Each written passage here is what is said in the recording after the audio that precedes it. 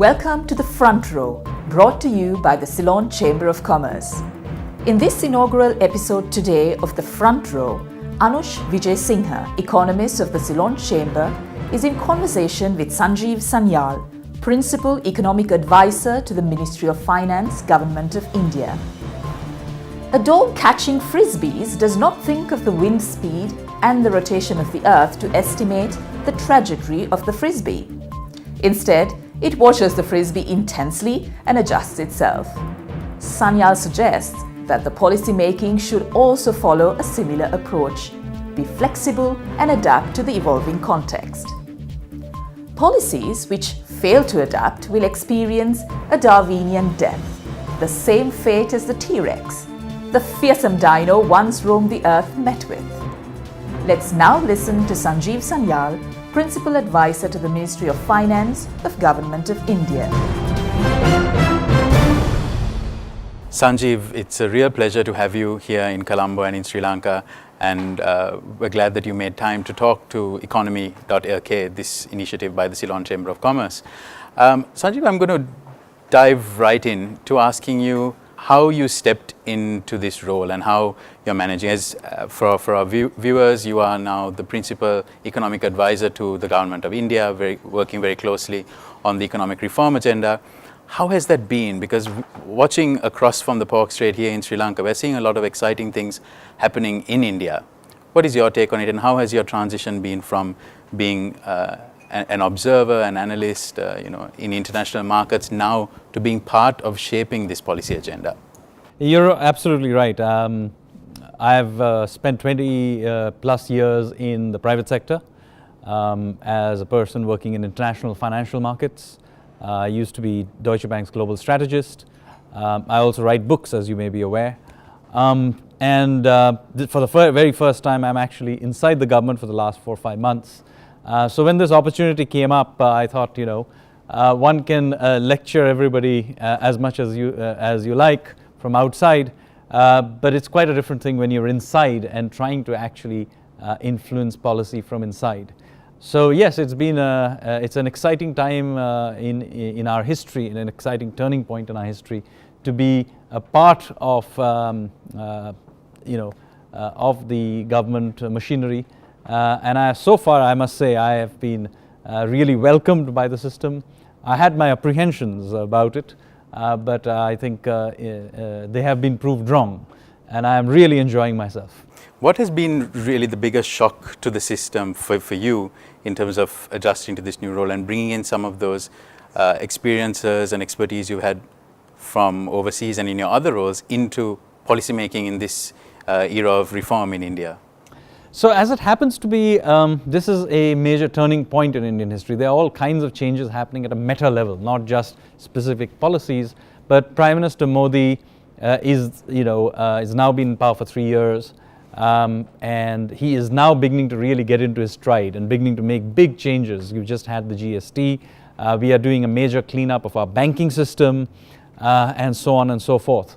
So a new philosophy of governance is being slowly incorporated. A new culture is being put in place.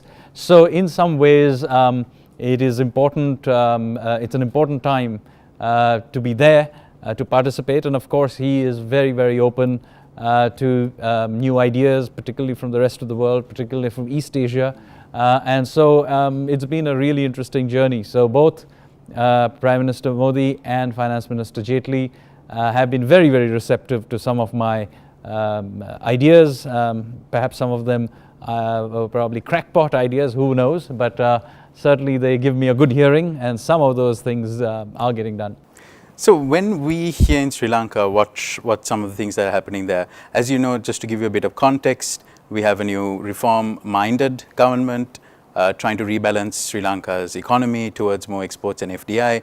But implementation has been slow, and there's this frustration building up in the private sector on executing some of these reforms beyond them being just ideas. Now we are looking over to India and seeing some very ambitious, often controversial or contentious reforms being undertaken. The GST most recently, the demonetization, Make in India, and all of the doing business reforms that that entails. What are your reflections on making change in such a messy, noisy, big system, federal political structure? And what lessons do you think, if any, that we can draw from that in terms of implementing and executing reforms? So we have taken a very different approach philosophically from the old way of doing things.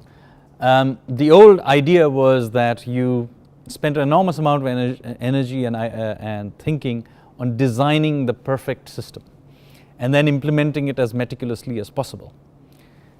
We have shifted away from that. We recognize increasingly that we live in an evolving world full of uncertainty, full of new challenges, new technologies, global situation keeps changing. In addition, of course, the very things that we are trying to change may have all kinds of unintended consequences and so on.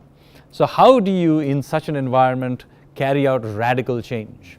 And so we have taken a somewhat different approach to the whole thing, which I have described very often as, how does a dog catch a Frisbee? Does it work out in its mind the exact speed of the wind, the way its owner is throwing the Frisbee, the shape of the Frisbee? No. What it does is continuously adjust by looking at how the Frisbee is floating through the air and then catches it. The same approach can be taken in managing in an uncertain environment, which is that you have an iterative policy making effort. So you have generally a flexible and broad approach that you customize continuously, you tinker with it continuously. And by the way, even if you get it right at one point in time, be open to the idea that a few years from now it will again be outdated and you have to fix it again. So the point here is this. When you look at a Tyrannosaurus rex, okay, it's a large dinosaur, it's got large teeth, but the point about the T-Rex is not that it has large teeth and it is big. The really most important thing about the T-Rex is that it is extinct. It was unable to adapt. So having this idea of these grand, perfectly planned ideas that are then implemented is not the way to go about making radical change. I think very interesting that you say that, because we've been used to this idea of having a fairly linear path on policy making, but now some of the ideas you're putting forward is for it to be a lot more agile, having these feedback loops. Essentially, if you think of an analogy as a startup, it's about going to market quickly and then iterating. But you mentioned these feedback loops. I'd like to unpack that for a minute. If we were to get to the nuts and bolts of this, what are these feedback loops? How does the government listen? How does it incorporate this feedback to then iterate? If you can give us a little bit of the mechanics on that, or how you've seen it there are many feedback loops. There are, of course, the traditional feedback loops which you can improve upon, which is talking to people. It could be talking to industry groups, to other groups, labor or social groups, and have feedback. That is the traditional. You of course have data, and you can improve on data collection and so on. But there is all kinds of other feedback loops now available. Social media is a feedback loop, and it is noisy. Occasionally it's abusive, but I think you need to take it very seriously. Out of that noise, you do get actually a very good sense of how things are going well, but more importantly, how they are going wrong. The old mechanism of using, say, a bureaucratic feedback simply would be inferior to a social media-based system. There are other feedback loops that we can now create which couldn't be possible in the past. For example, big data. We now have all kinds of information on what's happening on our usage of phones, financial transactions, movement of people, how, say, you're trying to deal with how cities are evolving, your satellite photography, all kinds of information that is becoming available. So in fact, if ever in history this feedback loop based system was possible, it is now. Sanjeev, I want to zoom out a little bit beyond Sri Lanka and India, more towards the region. You've been a global strategist for a large global bank. You've written widely about economic geography, about regional geopolitics and the shaping of this region. What do you see as some of the major trends shaping this region's destiny? And do we even know what this region is? Is it South Asia? Is there going to be a South Asian renaissance? Countries like Sri Lanka, should we anchor ourselves more to this Indian Ocean region idea? So what are your thoughts on the future trajectory of this region in this so-called Asian century? So multiple groupings exist simultaneously, and depending on the context that matters. I am, as you know, a great votary for a maritime view of the world. If you're sitting in Delhi, your neighbors appear as China and Pakistan. But if you go back and look at Indian history, the history of India is not the history of Delhi. In fact, if anything, it is the history of India's coastlines. And if you take a coastal view of India, who are our neighbors? Sri Lanka, of course, is a neighbor. But so is Indonesia, so is Singapore, so is Oman. And in fact, you cannot understand Indian history without understanding the Indian Ocean. So I would argue that a very important part of how we think about the world is the wider ecosystem of the Indian Ocean. And in fact, it's not something that, it is a shared space. We have shared history, we very often share a civilization, and these linkages go down very, very deep. We have historically had sort of been very much a very key part of that ecosystem. We would like to revive that, and we would love to have the partnership and of other countries in the region. I believe Sri Lanka is very much keen in partnering India in this space. We have interest from the ASEAN countries. We have also interest from many people in the Middle East and in Africa. So certainly, reviving the Indian Ocean as the sort of the center piece of the global economy is possible. In fact, if you go and look through history, for almost all of history except the 19th and 20th centuries, the Indian Ocean world was the central sort of pillar of the world economy. And there is no particular reason we can't go back and recover at least some part of that. I want to zoom out even further in our last segment, Sanjeev, zooming out beyond South Asia, zooming out beyond this Indian Ocean region, to get your views on where global trade, globalization is heading. We're in strange times, right? We are hearing the previous anchors of capitalism and globalization, the US talking about nationalism. We're hearing Chinese leaders talking about globalization. We are seeing mega regionals being forged, being attempted, some moving faster than others. You have bilaterals. It's globalization being questioned. Is it trade that's hurting globalization? Is it technology?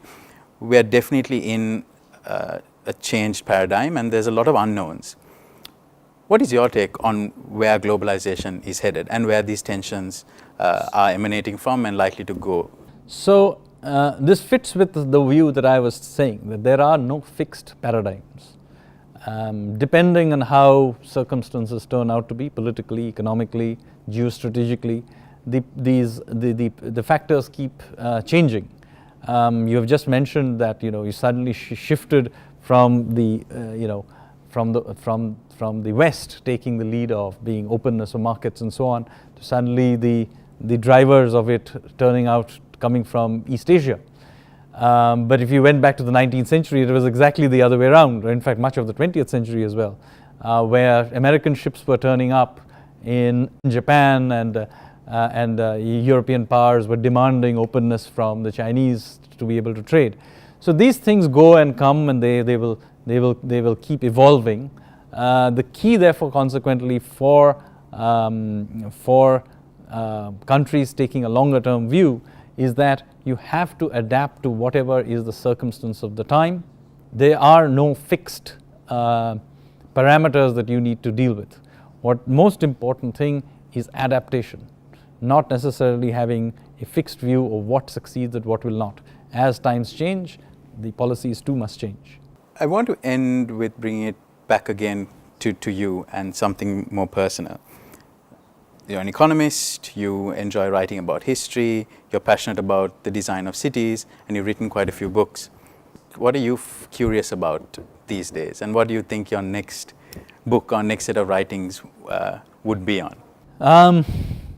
Well, I'm a curious sort of fellow, so I'm curious about lots of things. I mean, I read papers, and right now I'm reading some very cutting-edge papers on genetics, which are fascinating about the history of mankind, and we're finding very, very interesting things about that.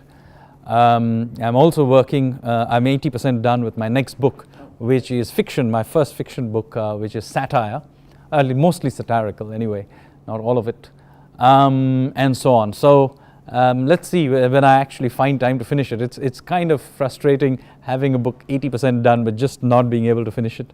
But I have now several responsibilities, so those have to take priority. But yes, hopefully when slowly be able to finish it and be able to publish it in a year or so. Great. Sanjeev, thank you very much for spending time with Economy.lk and sharing these views. I wish you well in completing your book and being curious about more things. And we hope to see you again very soon, back again in Colombo. Look forward to it. Thank you very much. You were watching the inaugural episode of The Front Row, brought to you by the Ceylon Chamber of Commerce. In this episode, Sanjeev Sanyal, Principal Advisor to the Ministry of Finance, Government of India, emphasized the need to be flexible, adaptable, and iterative in implementing policy reforms. The Ceylon Chamber of Commerce invites you to post your comments on the topics discussed in The Front Row on Economy.lk Facebook page. Thank you for watching The Front Row. Stay tuned for more insightful and informative episodes.